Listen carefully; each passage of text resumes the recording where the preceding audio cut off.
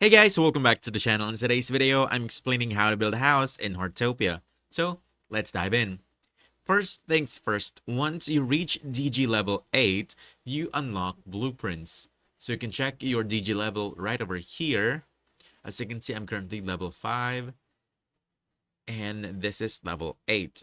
As I mentioned, you unlock blueprints, and this is absolutely essential.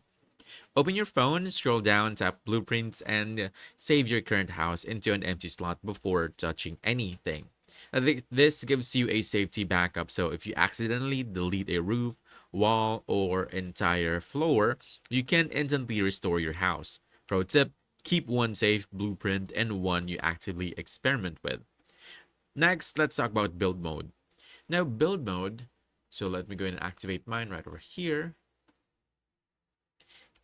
Now, during build mode, you can actually switch between the normal character view and the overhead build view, which is called advanced view, just like that. The overhead view lets you rotate your house, see everything clearly, and use the floor slider to move between levels.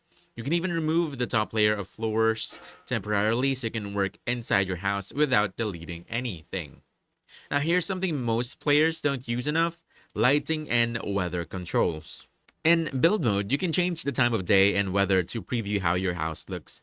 As you can see, this is the icon to change that, and you can choose whatever weather you'd like to, just like that. So from here, you can change the time of day, and you can change how your house looks in sunlight, nighttime, rain, snow, and more. Colors can look completely different depending on lighting, so always check before committing to a design.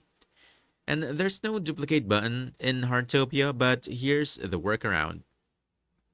You can actually drag existing walls or floors instead of placing new ones, and this copies the exact color and texture, saving you tons of time, and this trick alone will speed up your building more than anything else.